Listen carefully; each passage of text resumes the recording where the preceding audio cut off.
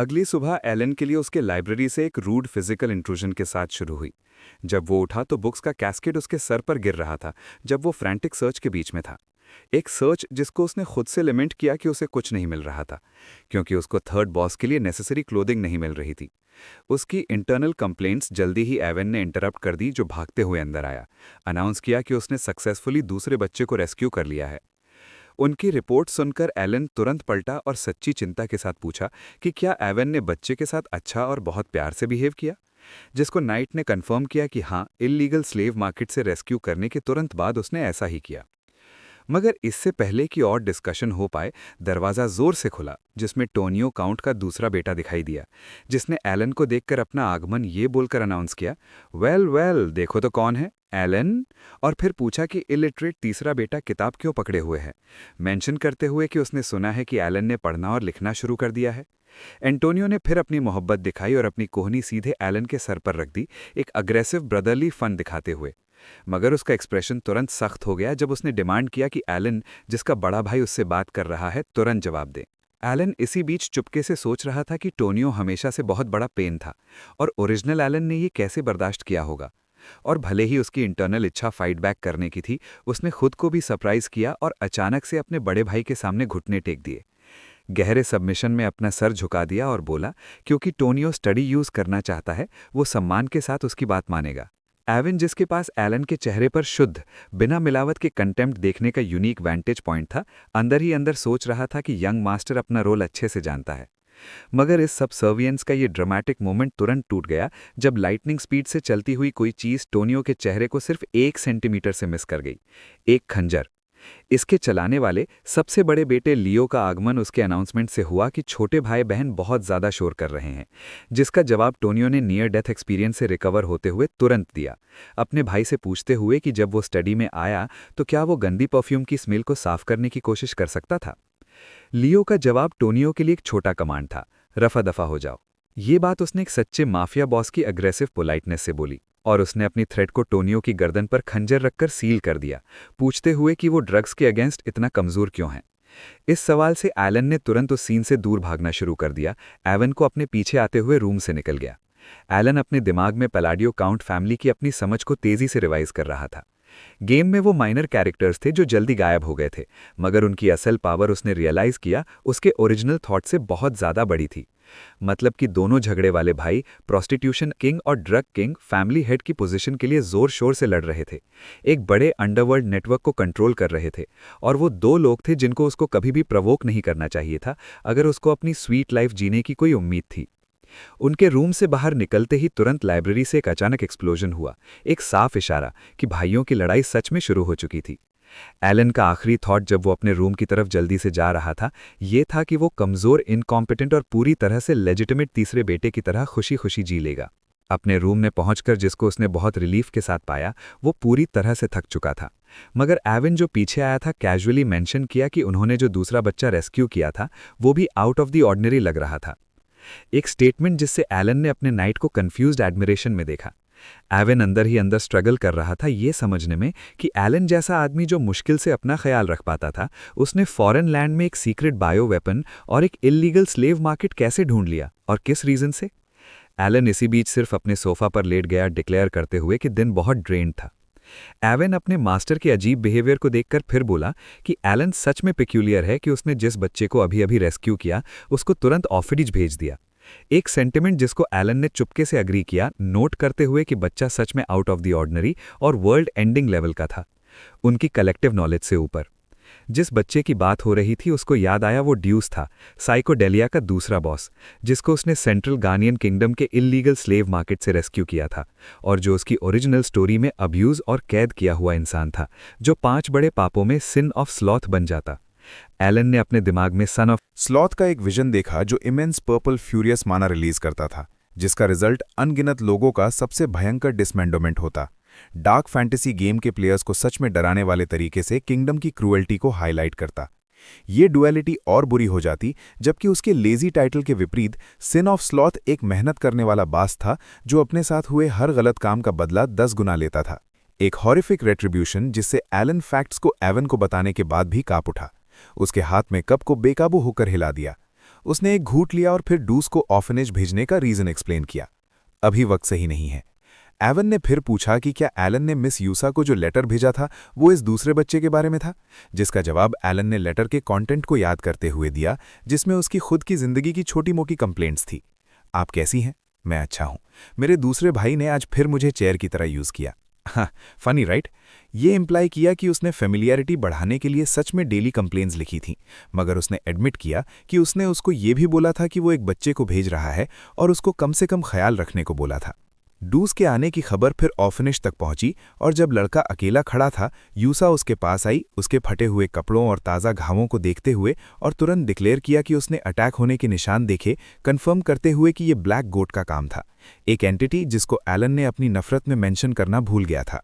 यूसा ने सरप्राइज और अजीब सम्मान के लुक के साथ डूस को बताया कि वो टूटा हुआ था, मगर ग्रेट मून ने उसको इस हालत में चुना था, उसको कॉन्ग्रेचुलेट करते हुए और इंस्ट्रक्ट करते हुए कि वो उस पावर का इस्तेमाल करे जो उसको मिली है और जो सच में उसकी है, उसको बाहर निकाले।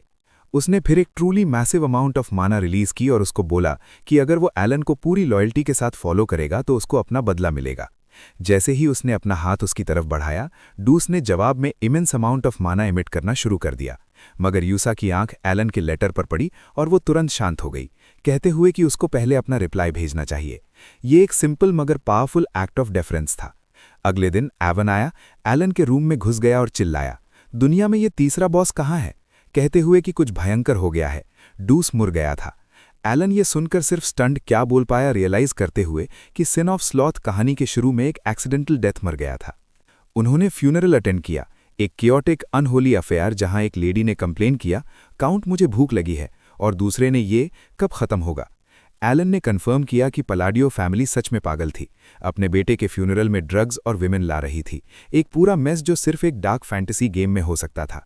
एलन डूस के बॉडी को देखकर सोचा कि उसकी मौत के सर्कमस्टेंसेस थोड़े अलग थे, नोट करते हुए कि लियो, जिसने अपैरेंटली डूस को इतने समय तक सपोर्ट किया था टोनियो को मारने के लिए, अब ऐसा लग रहा था जैसे उसने लॉटरी जीत ली हो।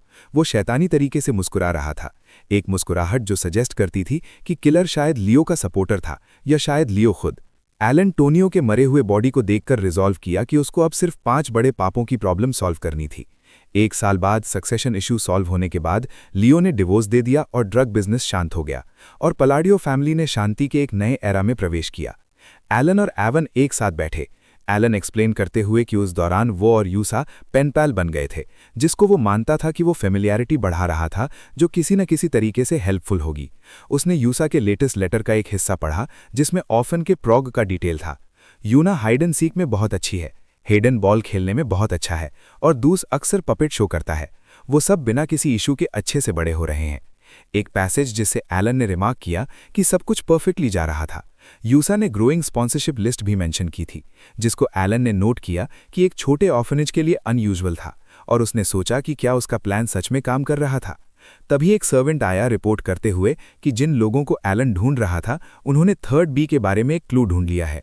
एलन अपने स्नैक का एक बाइट लेते हुए रिलीफ एक्सप्रेस किया, सोचते हुए कि क्लू 3rd बॉस से रिलेटेड एंशिएंट चीज के बारे में होना चाहिए, और सब कुछ फाइनली स्मूथली जा रहा है, एक परफेक्टली पीसफुल सिचुएशन बना रहा है।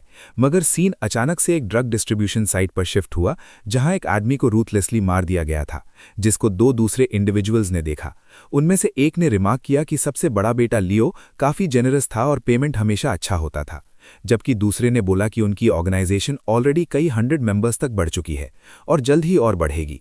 अचानक उनके दर के लिए उन्होंने अपने सामने 2 लोग देखे और आदमी चिल्लाने लगे, मेरा हाथ अपने आप चल रहा है, मेरी मदद करो। जैसे ही उनको पूरी तरह से और मर्सीलेसली खुद को मारने के लिए फोर्स किया गया। एक काले चोगे में एक फिगर फेराई, कहते हुए कि उसने पपेट शो एंजॉय किया और जिम्मेदार प्लेस बढ़ गए हैं जिसको उसने रिपोर्ट किया था, पूछते हुए कि क्या इन एक्ट्स का कोई मतलब था, जिसका जवाब धागों वाली फिगर यूसा ने दिया, पूछते हुए कि वो विक्टिम्स पर तरस क्यों खा रहा है। चोगा वाले फिगर ने जवाब दिया कि उसको तरस नहीं आया क्योंकि वो हरामखोर थे जो इंसानों को बर्बाद करते थे, पीसते थे और शब्द बनाते थे, मगर वो अनश्योर था कि क्या इससे उनके रिवेंज में मदद मिली, जिसका जवाब यूशा ने अपनी पावर रिलीज करते हुए दिया कि बिल्कुल मिली, क्योंकि ये उस जगह को बनाने का फाउंडेशन था जहां एलन वापस आएगा, और वो जगह शैबी नहीं हो सकती जब वो आएगा। चौगा वाले फिगर डूसे ने जवाब दिया कि वो समझ गया, कंफर्म करते हुए कि लेटर में मेंशन किए गए पपेट शो असल में ये ग्रूसम मैसेकल्स थे, और फिर वो दोनों उड़ते हुए वहां से चले गए। यूशा ने उड़ते हुए ऑब्जर्व किया कि सब कुछ एलन की इच्छा के अनुसार था और वो उड़ गए उस मैसेकर की जगह पर एक ब्लू मून का निशान छोड़कर। एलन पलाडियों के अगले साल, जो डोमेस्टिक डिफेंस के एक अजीब रूप को समर्पित थे। प्लॉट डिवाइस की अननर्विंग स्पीड से समय गुजर गया, ताकि 2 साल बीत चुके थे जब उसने यूशा के साथ अपनी कॉरेस्पॉन्डेंस शुरू की थी।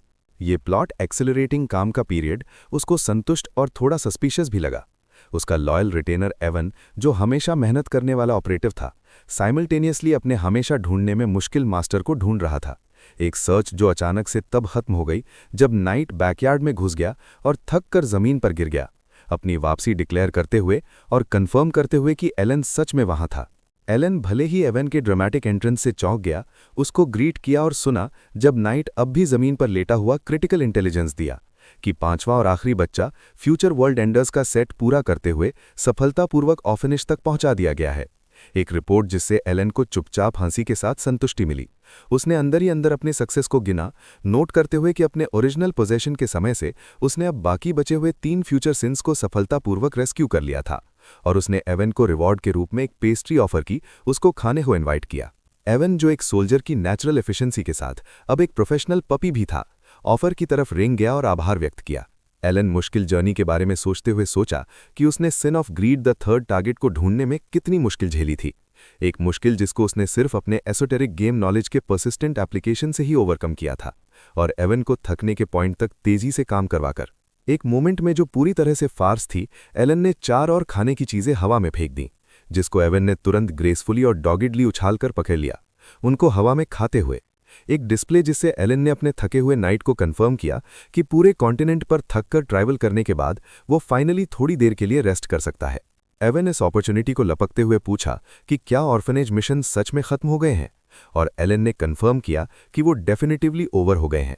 एक डिक्लेरेशन जिससे एवन को रिलीफ में और जमीन में धंसने की अनुमति मिल गई।